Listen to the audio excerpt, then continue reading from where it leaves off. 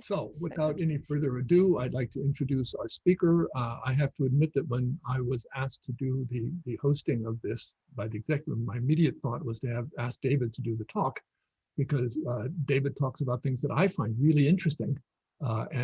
Sitting through a keynote speech that I didn't really find very interesting is really boring. And if I'm the host, I get to choose.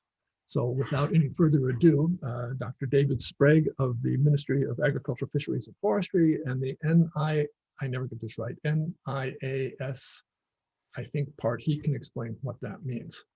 But David, you're on. There we go. Good morning, everybody. John, thank you very much for the introduction. I'm really happy that and honored that you have actually invited me to be the keynote. I hope I will be able to respond to your, to provide some interesting talk for you.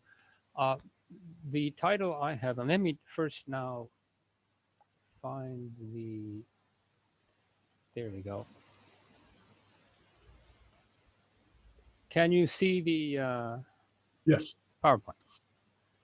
Yes. There we go. All right. I've titled it Competing Perspectives of Agriculture in Rural Japan. I am at, the abbreviation now is NARO, N-A-R-O, National Agriculture and Food Research Organization. This is a research institute in Tsukuba that is under the Ministry of Agriculture.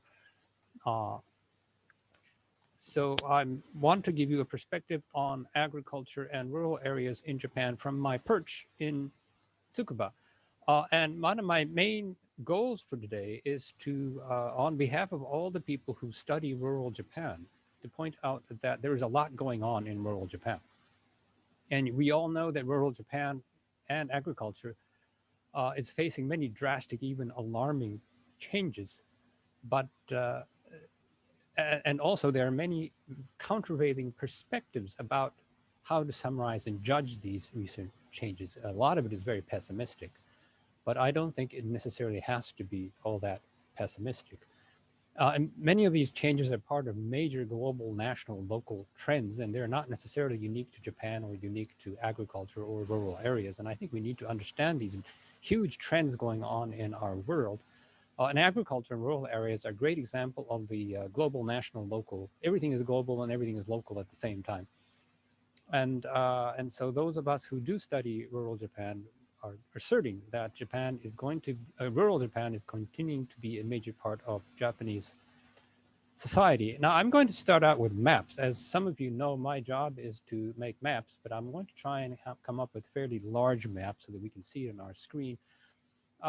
Starting with the pessimistic side, the population change rates in many parts of Japan are indeed somewhat alarming. It turns out that the population change minus rate is basically for the whole country except Tokyo. Akita seems to have the largest minus at minus 1.24. And so I hope we can have some comments from all of you in Akita. Also, this pattern repeats relatively locally, so that the Akita city is relatively populous, while some of the other outlying villages, for example, this particular one right up, let me turn the pointer on, this little village is not so far from, in fact, adjacent to Akita city, but it's minus 12%, and they have age structures which reflect that, so that the city has quite a lot of people, relatively put me in balanced safe driving mode. And but the small villages are indeed showing a very aged age structure. This is actually the same in down here in Kanto, so that it repeats again. Some areas along the new railway lines are seeing an increase in population, but there are other rural areas which are also going down drastically. Tsukuba has a relatively well-balanced age structure. The small village up here indeed is a very aged age structure, like so.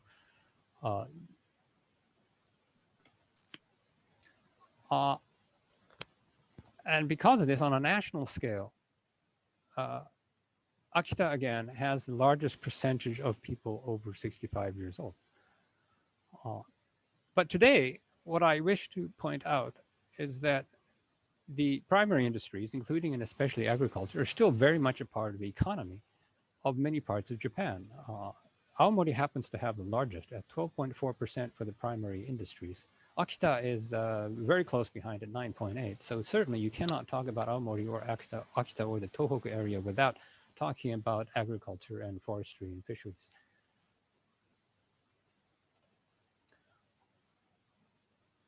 The aging of the farmers is also, of course, a major issue.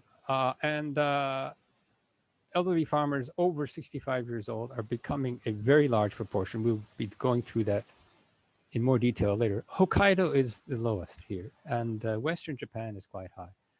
Another issue that's especially salient for farmers is that the farmland abandonment rate is also creeping up to about a quarter for some parts of Japan. Hokkaido is, of course, the lowest again.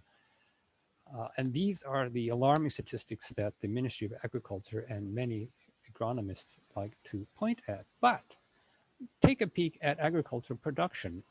It's going on fine. And a lot of parts of Japan, actually, the agriculture is indeed profitable.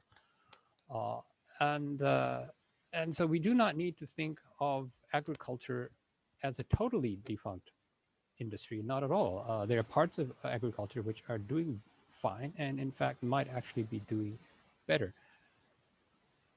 But let me rush through these slides so that we will have some time for question and answers. Nevertheless, the Ministry of Agriculture itself collects massive amounts of statistics on how terrible the situation is. There's a lot of lamentation about the declining farmland. Compared to the 1960s, about a quarter of the farmland has been lost. There's a lot of talk about how the farmland that has been lost is going to be difficult to restore, so that the degraded farmland is increasing and being permanently lost from agriculture, although it is possible to rebuild some farmlands if you really wanted to, but it costs money, of course. The age structure data is quite striking. The average age of so-called core farmers, that's Kikanteki Nogyo Jujisha in this case, is 66.8%. If you look at the age structure of the farmers, you can see that the peak is way, way, way up here in the 60s and 70s. What I find interesting about the age structure here is that rather than the peak moving towards the older range, what we see here is that the peak, it's just flattening and it's going down. And so the agricultural population itself is decreasing as a whole, but the peak doesn't actually move very up further. So it means that there are people coming into farming from the lower age classes. Another way of looking at the same data, 42% of the core farmers are over 70 years old, which is, and compared to other countries, again, this 70% of Japanese farmers are over 65 years old, and this is quite high compared to the other countries in the world. But here, I want to change my tune a bit. This is part of a major global trend. Look at the age structure of the other countries. This is the 50 to 64 age class. And if you draw a line down here at about 50 years of age, half of almost all farmers in the so-called advanced countries of the world are over 50. The US is actually quite old. So even though US agriculture is supposed to be super efficient and super profitable, well, the aging issue is not going away. And indeed, it is perceived to be a problem in many countries, including the EU. This is a Eurostat data, which shows that the 1/3 of farm managers in EU are 65 years of age or more. So the aging of farmers in Japan is not unique to Japan. It is not something that I think Japan has to uniquely lament. This is part of major, huge economic changes going on in the world. And the idea of rural depopulation is also an issue in many other parts of the world. This is a map from a EU policy brief, population change in predominantly rural regions. again, they're worried about that. I'm interested to see that there are some parts of the map which are blue, which is positive, but you can see that parts of Spain, parts of Germany, in Eastern Europe has a reddish hue to them that goes to show that the rural population in these places are also going down. And so you do not have to think of rural depopulation as simply a Japanese solution. You can find friends and allies and colleagues studying similar issues around the world. And of course, the whole issue is part of a centuries-long trend. The share of agriculture in total employment has been going down for 200 years. It's just part of the way our economies are structured. And so it is not a uniquely alarming situation at all. And it is something that we have been dealing with repeatedly and over for 200 years. And it's sometimes, and the economists like to think of this as a positive thing. It shows that our economies are advancing.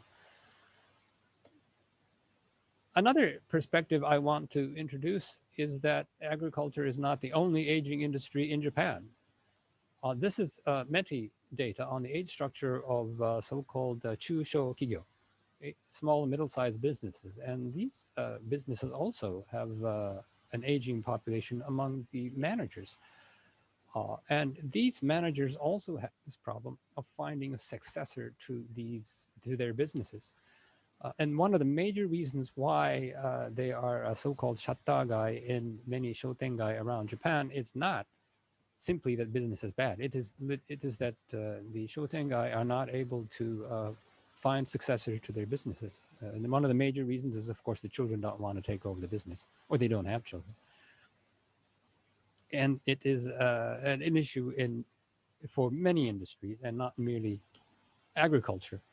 But there are statistics for businesses, and I haven't really found good statistics for agriculture, but the major change in the social system that is going on is that what used to be businesses and farms, which went from father to son or to children, are now being taken over by non-kin employees or third parties. And this is a major change going on, certainly in the business community, but also in farming. One of the big questions coming up that is really ripe for anthropological study is how are these folks from outside going to fit into these rural communities, and who will take over the farm?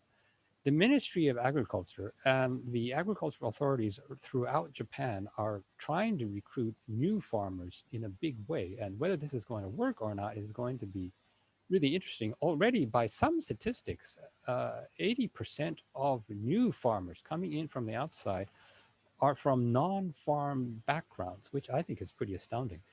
It's quite difficult, but the governments and local governments have an elaborate support system to try and recruit outsiders to go into the farms and take over the farms. Of course, they have not forgotten the issue of trying to get farmers going from father to son as well, and there are major programs to try and help the children taking over, at least the next generation, taking over the farms to continue agriculture.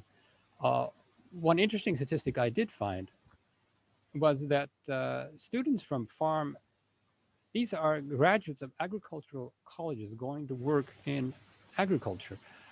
Now, many of these students are, of course, from farm families to begin with, and about 60% of those graduates go into farming themselves, but quite a large proportion of students from non-farm families are also going into farming. They're not that many, actually. It's hard to tell whether they will be able to actually change the population curves in rural areas. But this is an increasing trend, and we are going to find out how these new people are going to be integrated into rural areas.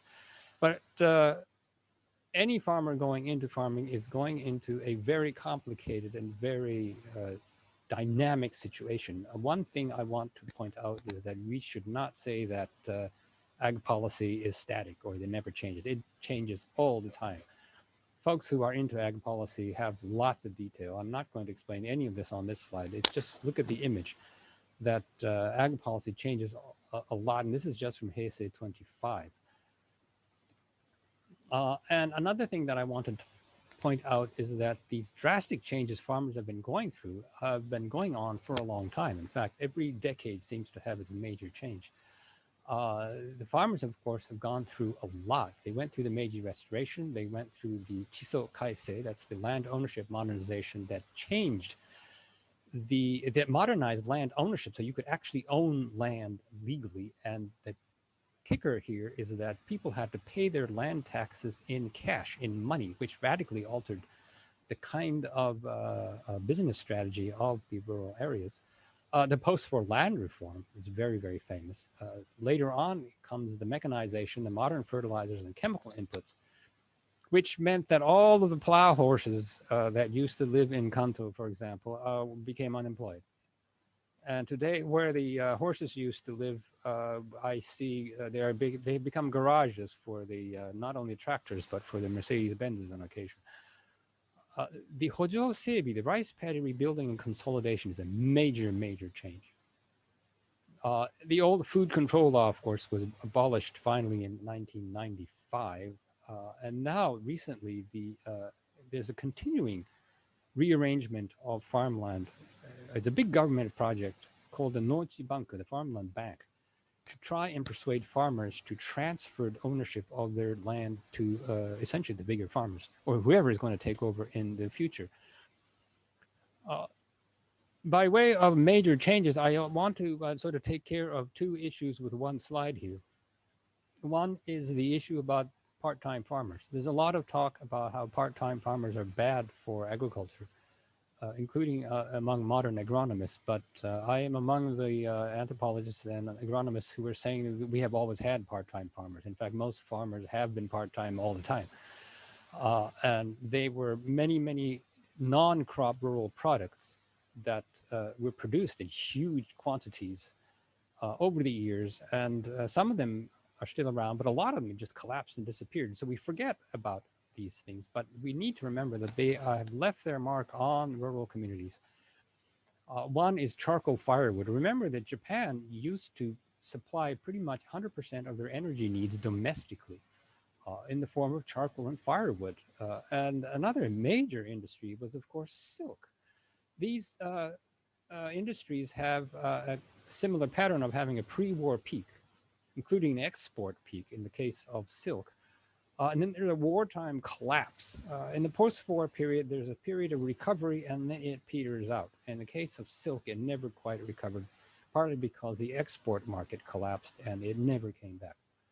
But we see evidence of this in the form of mulberry trees in many, many parts of Japan, which are still in part of the landscape.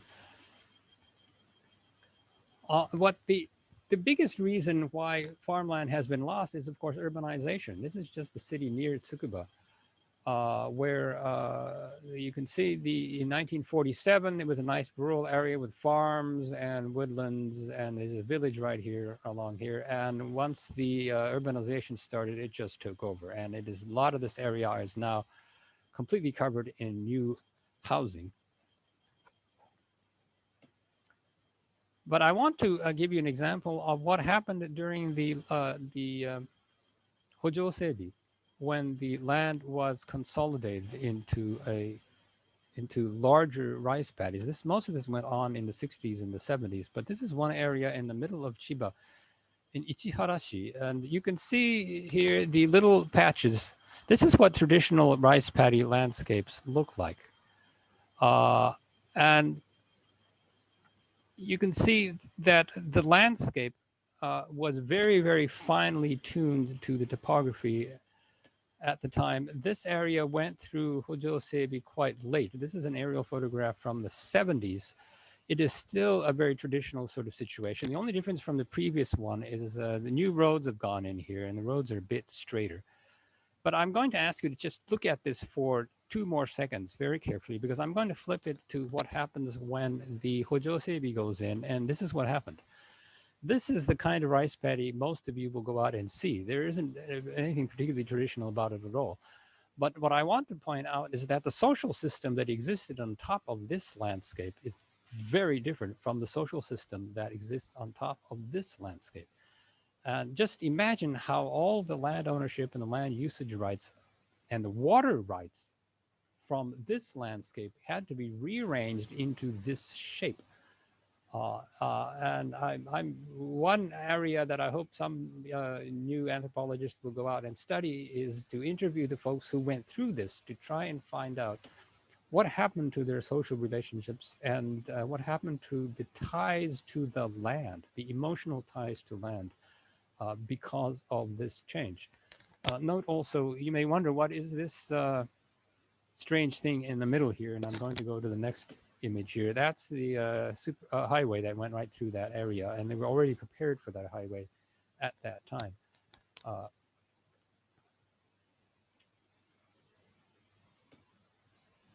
And we're going through another round of this in the form of the Nochibanku, further land consolidation. And the idea is to transfer scattered, highly scattered land ownership into blocks like this, and to transfer the land to the people who are called the Ninai.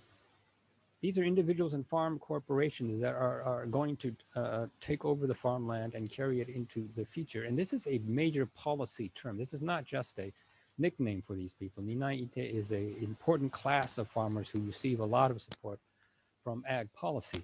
One of the major reasons for consolidating this is this thing here. This is a combine. One of the biggest problems with the scattered rice paddies is that you have to put this on a truck and carry it around. If you can consolidate it, it can go, the combines and the tractors can go from field to field much more efficiently. But again, once again, the farmland is going through another drastic change in ownership and management. And this is, I think, altering the way people associate with each other and what organizations people join and work with. One area that agronomists, of course, are very interested in is how the rice system is distributed. I won't go into too much of the details. The important point is, of course, that under the old food control law, 100% of all rice went through this route, from here, through JA into the government distribution system. Now, a very large proportion of the rice is distributed more directly. It avoids the JA and it avoids the major wholesalers. And farmers have found many, many ways to sell directly to the consumers. And this is radically changing the relationship of farmers to the people who actually will buy and eat their food. Still a relatively small part of the retail level. On the internet is only about 10%. And most people get their rice at the supermarket. But this area here, right down here, is a growing part. And we're going to see whether more and more direct-to-consumer farming is going to grow. And some of that is hidden inside the supermarket, because I go to the supermarket and there's a little farmer's market, micro farmer's market inside the supermarket, where you can buy named products that come from particular farmers. And I can buy tomatoes from Mr. Tanaka or Mrs. Tanaka. To give you a little bit more background again, the biggest issue for rice farming, and this is a rather difficult one, it's this line. This line is the rice consumption per person in Japan. Not only are there fewer people eating rice, the people are eating less rice per person. And this is one of the issues that really bugs farmers and ag policy, because why aren't Japanese people eating more rice? It's a problem. And this isn't a huge trend that is probably not going to be reversed very easily, because of course people are eating bread and spaghetti. The rice price has actually been coming down a lot. I remember a time that 1 kilo was 1,000 yen. It's down quite a lot now, and continuing to go down because there's more competition and more freeing up of the rice market. Another issue that agronomists and ag policy is really worried about is self-sufficiency. On the calorie-based self-sufficiency rate that is advertised a lot is at 38% now. If you look at it on a domestic supply at the retail level, it's not quite that bad. It's about 70%. So on an economic level, self-sufficiency is moderately high. Uh, so this is a different perspective here, right here. Do you want to emphasize the loss of caloric nutritional self-sufficiency, or are you going to be optimistic and look at the business side and say, oh, we're doing pretty good, it's not that bad?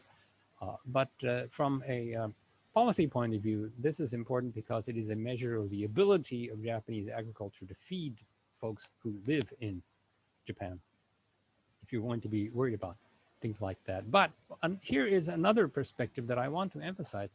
This is a chart that is brought out often to emphasize how low the self-sufficiency is, but it is highly variable. It's extremely variable. Rice is, of course, very close to 100% because it is the most strictly protected of all the agricultural commodities. But I want to point to vegetables here. Vegetables do not have much caloric value, and so they're only a small band here, but vegetables are very, very important in our diet. It's very important nutritionally, and it's important in our food budgets. And the self-sufficiency rate is quite high because vegetables have a local advantage. It's you get fresher vegetables from local sources. They don't transport quite as well as grains. Half an aside, but important issue that also comes up a lot. Meat and dairy products, on the face of it, have a quite high self-sufficiency rate. But if you include the imported feed, and most of the feed that goes into our cows and chickens and pigs are imported, and if you account for that, then self-sufficiency drops down to 15%. But when you stop to think about it, this is true about a lot of our food. Back a bit to agricultural production. This is the same map as I showed a few minutes ago. If any of you have looked at agricultural statistics and run models or looked at the analysis of who actually produces our food, Hokkaido, in fact, already dominates. This is one of the odd, somewhat hidden issues in Japanese agricultural policy and the agricultural discourse. It's that if left to itself, Hokkaido would take over most, if not quite all, of Japanese agricultural production. And with global warming, Hokkaido is going to take over even further. There are other parts of Japan that also have a pretty high agricultural productivity right around Kanto here, but partly because peri-urban farmers have often been highly productive, and it has always been so. This is from the Edo period. This area has been quite productive because, of course, it's near the urban markets. It's one of the paradoxes of agriculture that the most profitable agriculture around the world has often been just around the cities, because you can get into the cities to sell your product and you can get money to buy fertilizer, etc. Another area that is quite profitable is down here in Kagoshima and Kyushu, where the meat industries are quite profitable, in fact.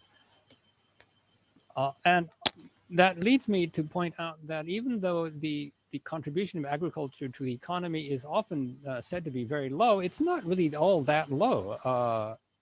Compared, if you break out the manufacturing industries, you will find industries that also are not all that big. Here's a list of manufacturing industries from Bank of Japan statistics on GNP. There are several industries which contribute on a par or less than agriculture. And nobody is going around saying that we should throw away information and communication equipment.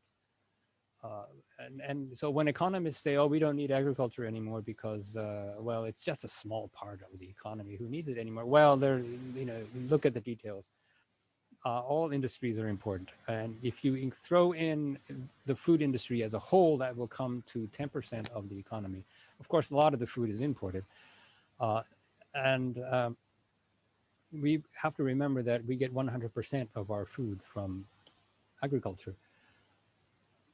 One point to remember, though, which we just saw in the map, is that the structure of what kind of products are made around Japan is very different. And so if you go out and say, I want to study rural Japan, I want to study the rural society, well, what they are producing is actually quite different.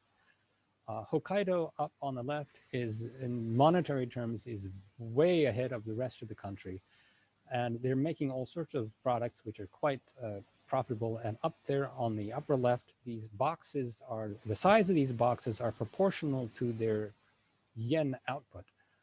And Hokkaido is milkland. This is Paul Hansen's world is right up there and dominating in Japan. Vegetables also doing quite well in Japan. Other dairy. Rice is relatively small for Hokkaido, but if you look, I'm sorry you can't quite see the numbers there, but in yen terms, the rice production in Hokkaido is very large. It's more than Akita. Akita is a very typical Japan seaside rice producing region. If you look at Niigata and Yamagata, similar pattern, rice dominates. Rice is the biggest agricultural product in yen terms. Vegetables and pork come in number 2 and number 3. When you come down to Kanto, Kanto also has very large lowlands and used to have and still does have very large rice paddies. But here in Ibaraki, the profits are in vegetables, and this is the major crop, and many of them are actually quite profitable. If you go to Kagoshima, beef cattle is the biggest, and this is one of the major meat producing areas of Japan. And of course, they are dependent on imported feed, but nevertheless, on the consumer retail level, they are some of the alive and kicking agricultural regions of Japan. I was interested that tea does not figure too large, but Kagoshima is one of the major tea producing areas of Japan as well. Also a reminder that the price of rice is quite variable around the country. In this particular figure, Niigata Koshihikari is, of course, at the top. It's the most expensive. Akita Komachi is here, slightly below average, but the average is pulled up by Koshihikari. Down here, Aomori Mashigura is at the lowest. Ibaraki is fairly low, actually, and I have heard a farmer humorously telling a story about how he met folks from Niigata who were complaining to him that Ibaraki Koshihikari is too cheap. It was depressing the prices. They didn't like that, and they wanted to maintain the high prices of the Niigata Koshihikari. But Ibaraki does produce quite a lot of rice, and if you want to put in the plug for Ibaraki, if you want relatively cheap Koshihikari, you can go for the Ibaraki rice. I was also looking for some numbers on how rice competes with bread and noodles. I have not been able to find one that compares yen or calories, which I think would be more useful. This is a figure that compares them in terms of grams of household consumption. I did not realize that rice purchases by households was so seasonal, but this is what this chart shows. If you look at this very carefully, you will see that rice is going down very gradually, and bread is rising very, very gradually. And it is only here finally bread overtakes rice very briefly. Of course, rice is much heavier than bread, so it's sort of cheating in this figure. But bread and noodles are, of course, catching up, also known as spaghetti, is catching up. And this is, of course, what the rice farmers, of course, are lamenting more than anything else, in fact, is that bread especially is pulling ahead of rice in some households. Although I don't think there is going to be a reversal of that either. Here, back to Kanto and its vegetables and fruit sales. The money in agriculture is in vegetables and fruits.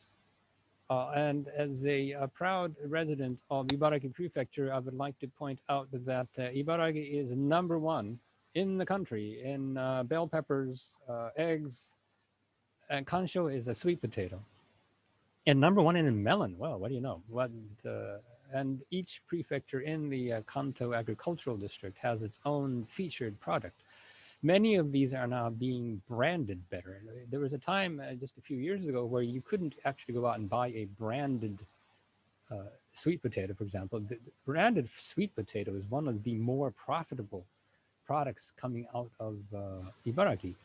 Uh, Grapes in Yamanashi are, of course, very famous. Grapes number two in grapes is Nagano, and Nagano is also working very hard to become a wine area. It's copying Yamanashi to some extent, but it's trying to convert a lot of the narrow valleys of Nagano into wine valleys, and there is a big push by both local governments and local grape co-ops to turn themselves into wineries and go upscale in the supply chain to a more profitable part of the food supply chain. Another issue I want to sort of point out is the perceived inefficiency of Japanese agriculture. And there are many, many ways of measuring efficiency. And I am particularly interested in anthropologists going out and study the perception of efficiencies of the farmers. One of the most efficient agricultural systems in the world is rice. It's fantastically efficient. 14.9, according to this, 14.9 hours of work per 10 hours. Ours is the R part of hectare for a crop of rice. The one form of efficiency that rice agriculture does not really have is financial efficiency in terms of labor cost, in terms of yield per unit area. It is way up there near number one or number two in the entire world. The reason why not everybody goes into vegetable farming is because it's a lot of work. It's hard work. It takes up a lot more time. So they're more likely to be full-time farmers in vegetables and fruits than there are in some of the than in rice farming. But arranging all of this work is part of how rural regions survive. Also, I was interested in whether or not farming was perceived to be a reasonably profitable job, and there are statistics on this for each region of the world. This is an interesting chart which has employment potential going up and down. That's the number of people that can be employed by a particular issue here. And this is the income potential. And this is for Akita. This is for Akita. And within Akita, farming is here in the positive side of the income potential. Electronics seems to be the highest, but the farming is right up there. It does not have very much employment potential. So we see that social welfare, and we can imagine what that is has more employment potential. But farming is not necessarily a terribly bad job for income. There are many other jobs which have a lower income.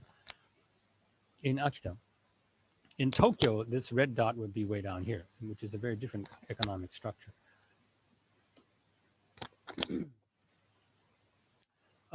There are many other ways that ag policy and farmers are trying to improve their situation. One is, of course, exports. Export is still a very, very small part of Japanese farming and agriculture. There are other countries which, of course, lots of exports and imports.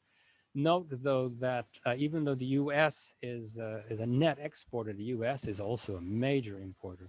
Another major net importer is China, although they do have their share of exports. There's Japan. And the EU is difficult to judge because they trade within the EU a lot. But the major point is that there's an enormous international agricultural trade network.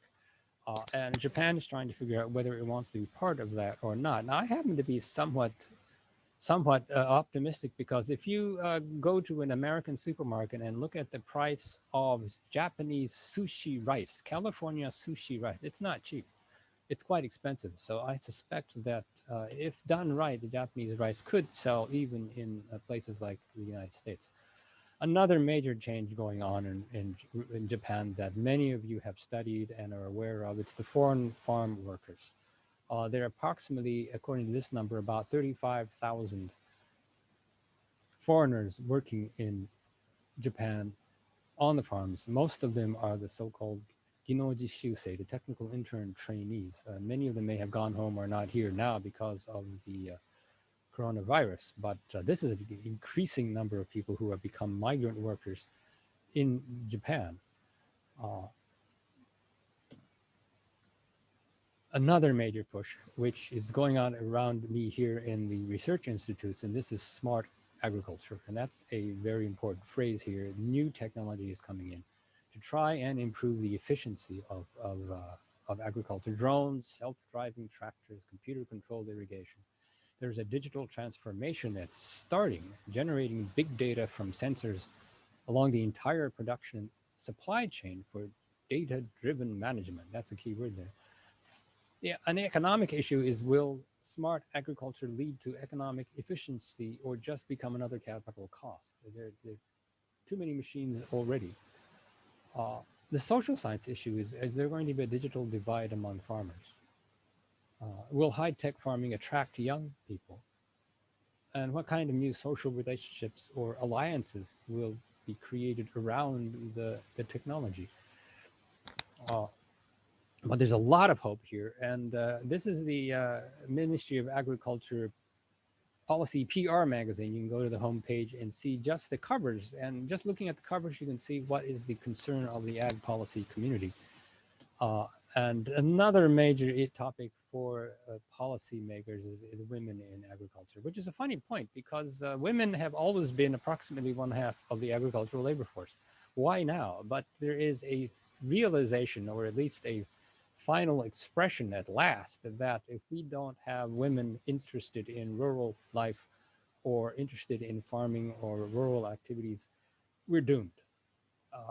The young men will somehow maybe work out, but if we don't have women participating, and we're just doomed. And there are already quite a few large percentage of women involved in many parts of the agricultural supply chain.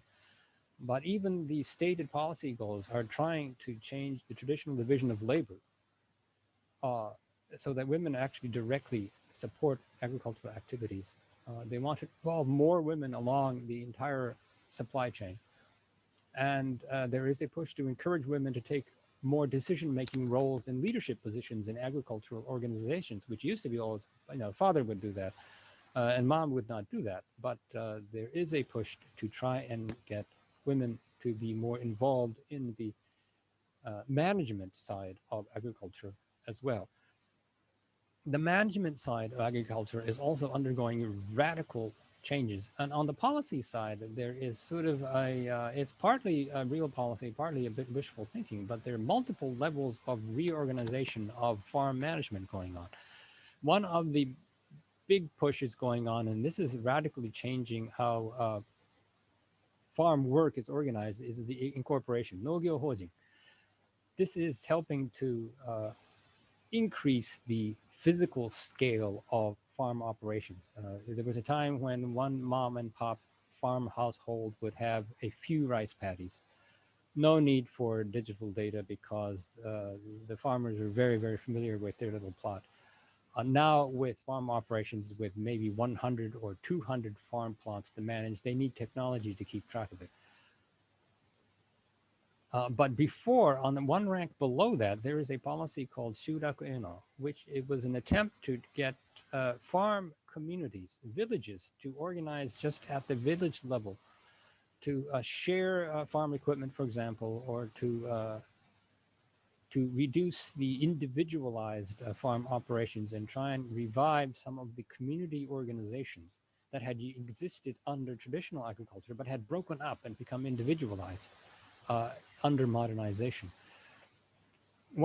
Another issue that I found very interesting is this Kazoku Keie Kyote, which is a farm management agreement. It's an attempt to encourage family farms to write down their role on the farm like a contract, and it is part of the way that the policy makers are trying to involve women in the management of the farm household in which they live, and also make sure that people know what their job is, and also find meaning and worthiness in their job, and they want to reduce the arbitrariness of farm work for family members, so that not just one person, maybe father decides everything. No, they want to have the whole family involved in managing their farm household. And this is going to be, and if it is popularized, then maybe the within family social relations will change in farm managed, family managed operations. Another area of ag policy, which I'm personally quite interested in, because European ag policy has a lot of these direct payment support policies for things like the multifunctionality of agriculture, for disadvantaged parts of the country, the hilly mountainous areas, the Chusankan Chiiki, are getting direct payment supplies, and also payments to support environmentally friendly agriculture. What they mean in the content is you can see some of that in the picture there, but they support many rural activities that used to be done as a matter of course in rural communities. It's trying to support community maintenance activities that used to be part of traditional village organization, and these traditional cooperative activities are being lost partly because there are fewer people to participate. Also, they're being lost when in peri-urban areas, because urban residents don't want to participate. So cutting grass or maintaining the waterways, these activities that used to be part of the routine parts of farm communities are lost, and these direct payments are being given out to support these groups which are doing it. This is actually quite a difference between the European agricultural policy and the Japanese one. The European policies often will directly pay the individual farmers or farm households. The Ministry of Finance in Japan is loath to give out money to individuals, and also the policymakers want to support the community activities, and so the money is handed out to folks who can organize themselves, create an NPO, NGO, or organize around the JA to try and continue these community organizations. As a final reminder, I want to point out that farmers have always been in a network of many organizations. Excuse me, this is all in Japanese, but I will go through them briefly in English. The Nokyo, the JA is of course a major one. The insurance, the farm crop insurance system, the Nogyo Kyosai, is another important part of farm management. There is a extension service. Every prefecture has a extension services to help farmers learn to the latest techniques.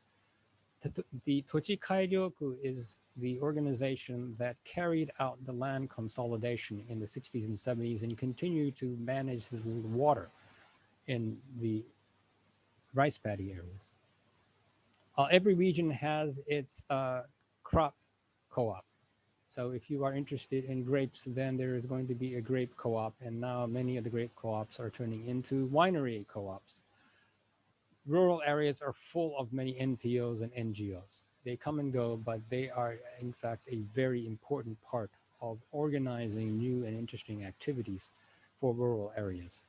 There is an official body called the Nogyo Inkai, the agricultural councils, and these folks actually judge whether or not you can change land use. If you want to change your rice paddy into a housing area, if you want, you have to get permission from the Nogyo Inkai. The Nogyo Inkai also keeps track of the abandoned farmland. And nowadays we have the Nochi Chukan Kandi Kiko, which is the group that is managing the Nochi Bank, the farmland bank, which for the further consolidation of land. So this, many of the people involved here overlap. They will be members of multiple organizations like this.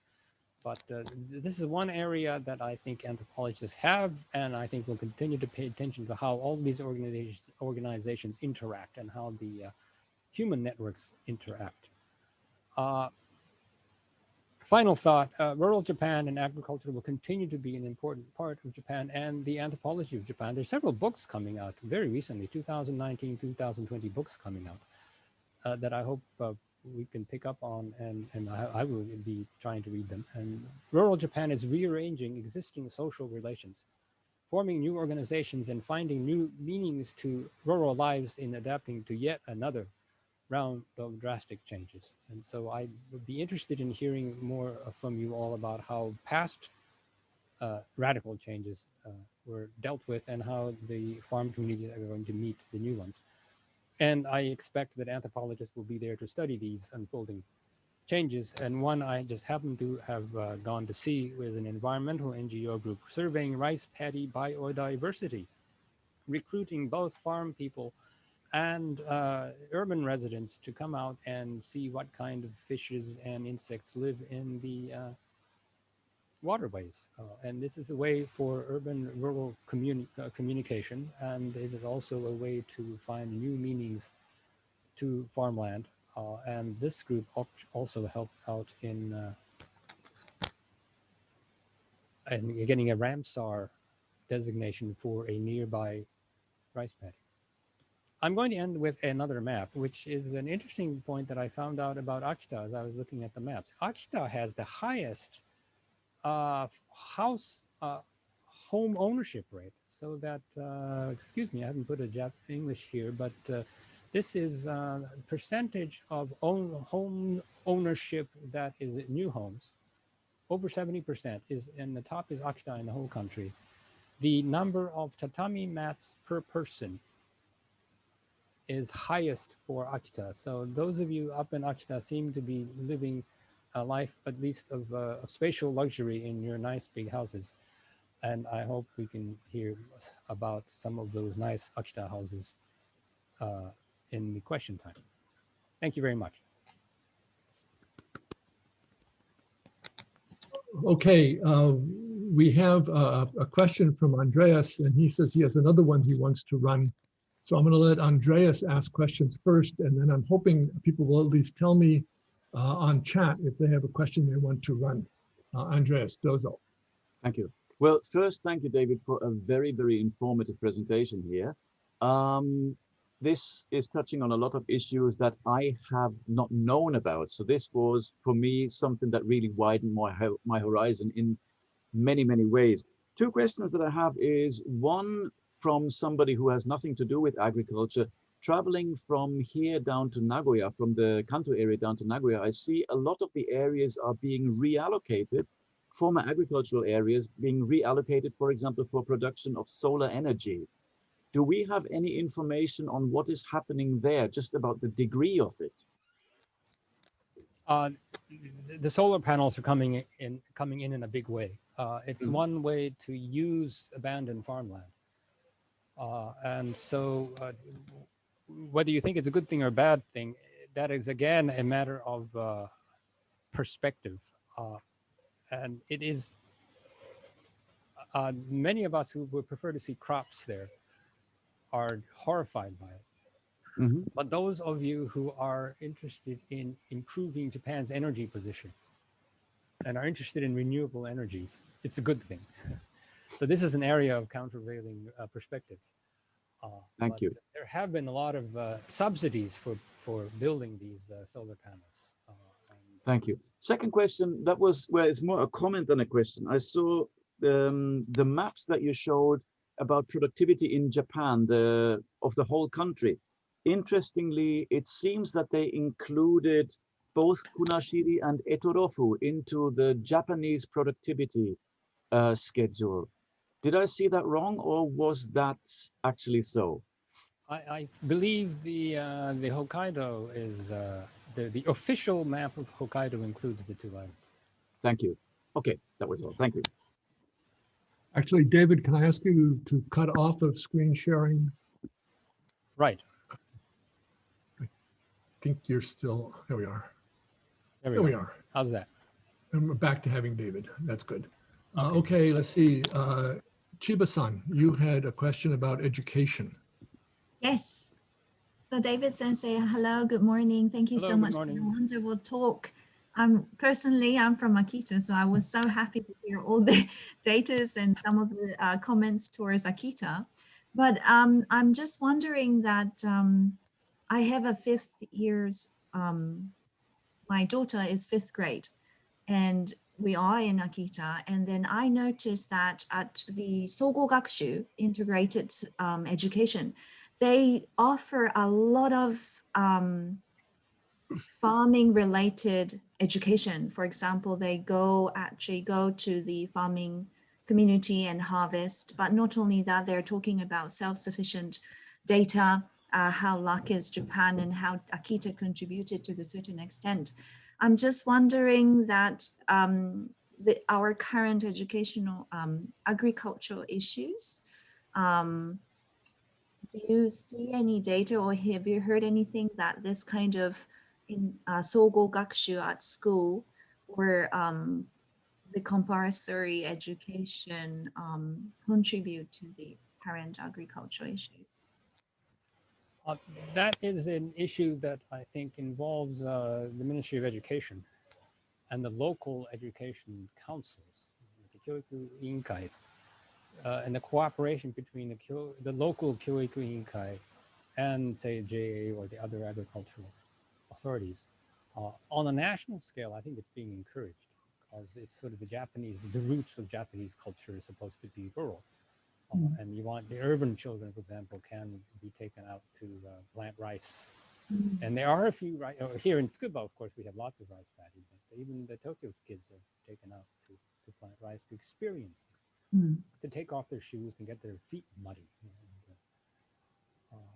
But on the rural side, on the ag policy side, an awareness, trying to get kids to be aware of where their food is coming from is a global issue. You can find this in France, Germany, wherever. And because there's very low awareness among urban residents of where their food comes from, how it gets to them.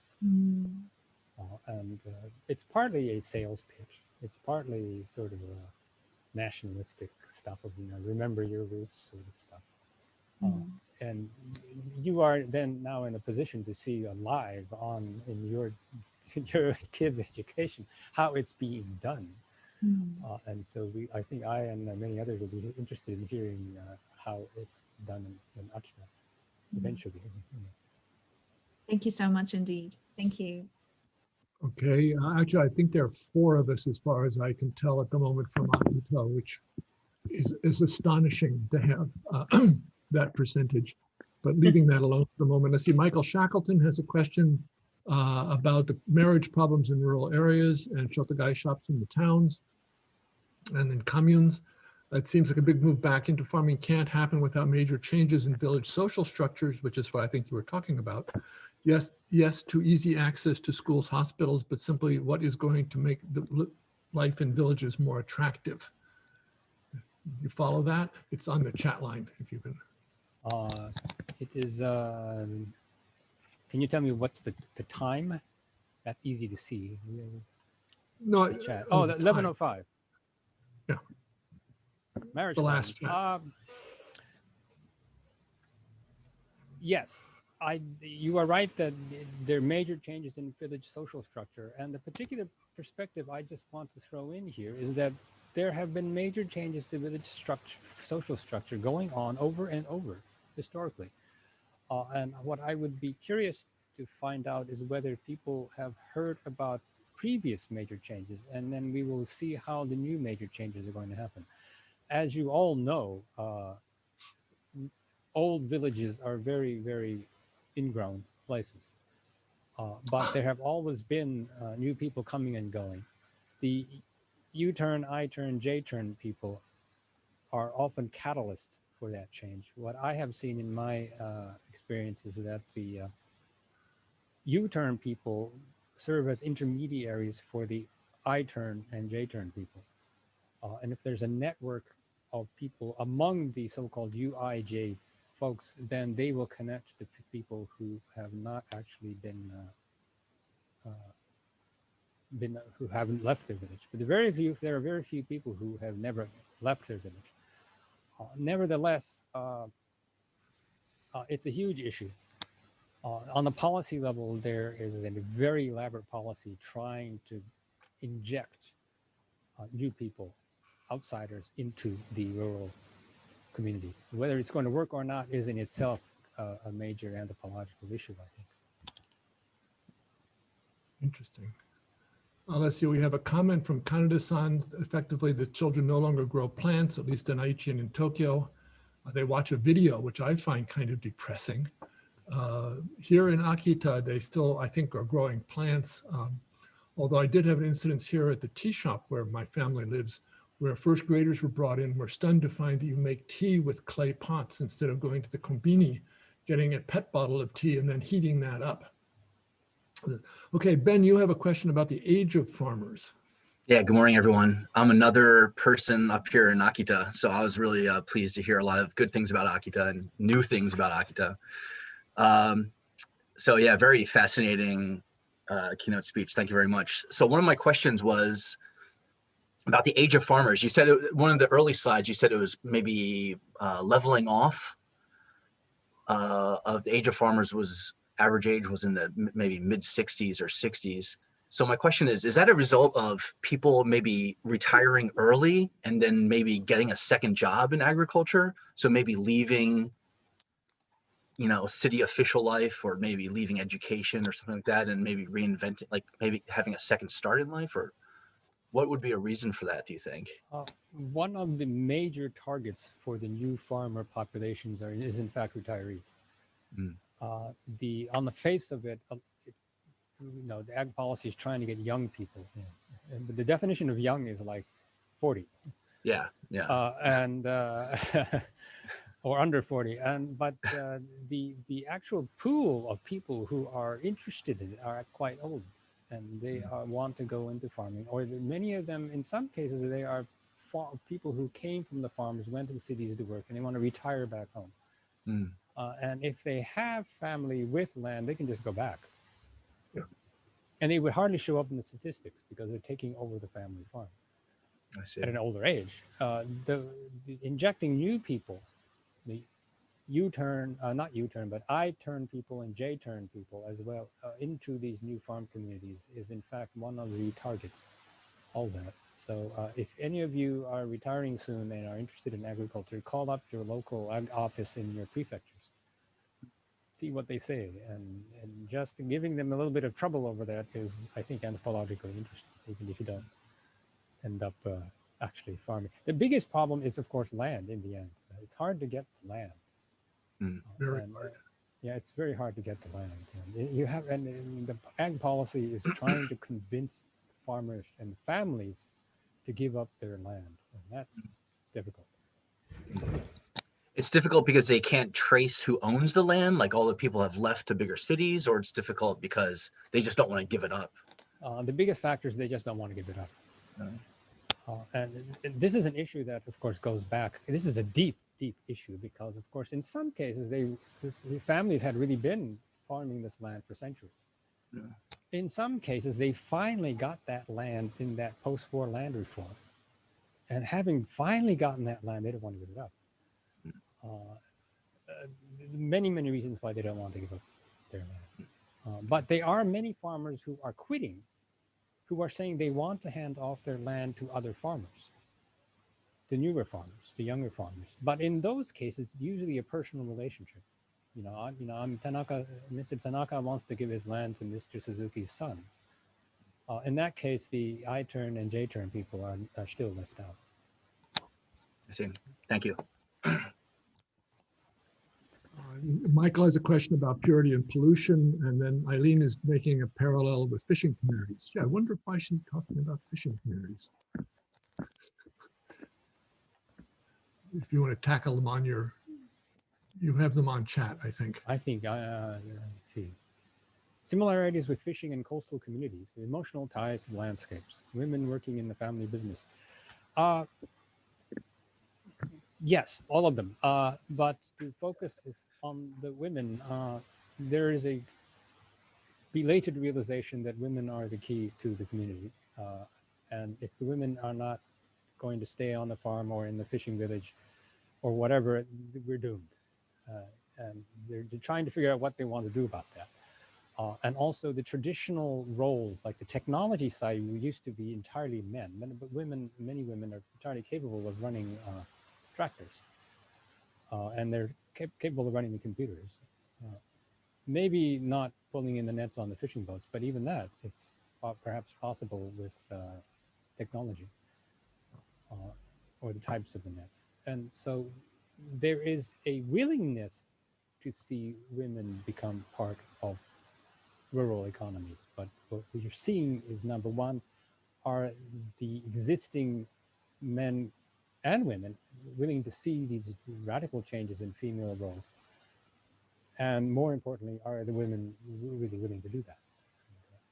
It's an ongoing issue, and we're all very interested in keeping our antennae up to see what happens.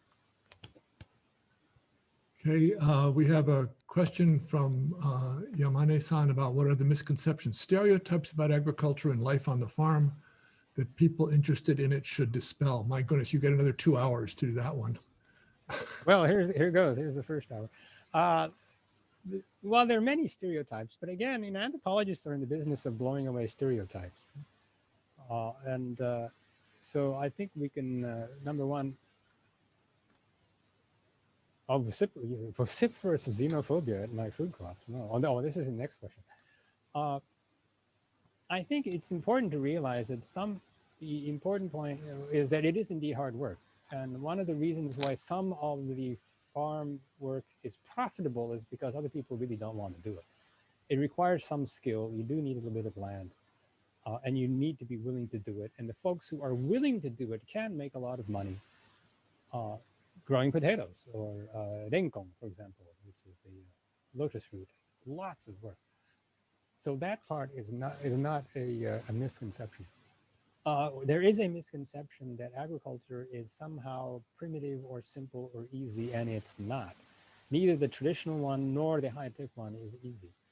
But it's technically interesting. And one reason why young people are getting into farming is because it's the technical interest in it. Part of the odd digital divide in agriculture is that there are farmers who just picked up a GPS one day and said, this is really interesting. I want one of these on my tractor. And they went out and did it. Long before high-tech researchers got to them, they were already doing it and telling researchers what they want rather than the other way around. Oh my, hunting, interesting. Okay, we're sort of running over time. So if anybody feels they want to bow out, please feel free. This is sort of coffee break time. On the other hand, I'd like to point out that Kaneda-san's talking about the xenophobia, not wanting to bring in hard wheat from the plains of Canada or Idaho, where I used to live.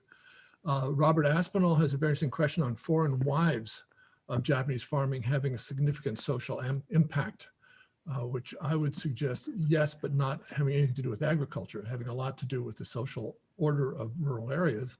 And finally, Paul Hansen has a comment about the young women are the fastest growing demographic of hunters in Hokkaido. I had no idea about that, which they see as protecting agriculture, as they do here in Akita quite often, particularly bear hunter types. Anyway, you want to take a whack at, oh my goodness, here's another one.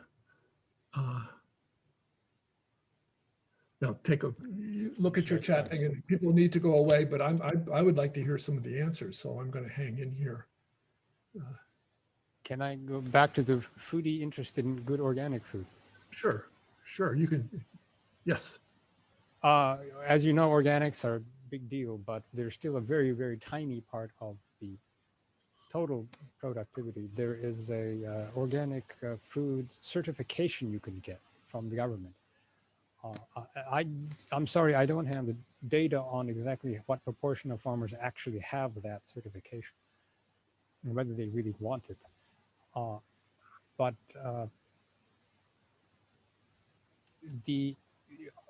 As the questioner is talking about the xenophobia, yeah, organic and local food are very closely tied. And I think it's and supporting local farmers is tied up with the organic food movement. And we're trying to see how that works out. But of course, a lot of big ag-food companies, including foreign ones, are trying to jump on the organic bandwagon. And in some cases quite successfully, but we're going to see how that plays out at the retail level, in the different kinds of supermarkets and stores. Foreign wives, John, go ahead. I'm sorry, you had a comment? John answered. Sorry, I just, about the xenophobia, I just see in all the food products this past year in particular, anything from China has COVID-19. Many of those farms and connections were with Japanese knowledge or Japanese companies growing things in places like Thailand and China. I just am very wary of the idea that only Japanese kokusan is best. Although, of course, I support local agriculture, local products, buying from local farmers. And Aichi has excellent vegetables. We've lost Fukushima, of course, here in Tokyo.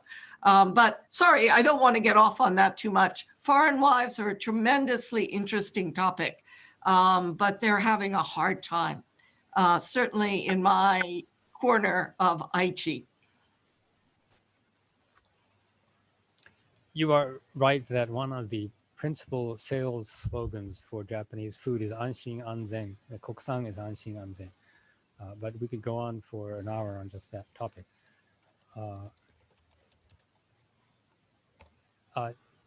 Paul, yes, the hunters. One of the odd things about hunters is that the hunter population is so aged. There's nobody around to control the population of deer and boar, and there's a big push to recruit women as hunters. And there are women who are quite interested in becoming hunters. Not very many yet, but there are indeed quite a lot. The next question is, I'm sorry, the Nochi Bank. Does the Nochi Bank system support farmland management at Genkai Shuraku? I think in principle, yes, they do. But the Nochi Bank system is primarily focused on increasing farm operation size.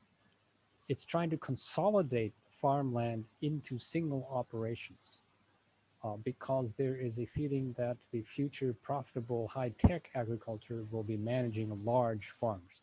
And out in the Genkai Shuraku, the farmland is, of course, quite small. So in principle, as a policy matter, yes, I think it may be, it could be used. In fact, it could be very useful because farmland is indeed highly scattered in the Genkai Shuraku areas.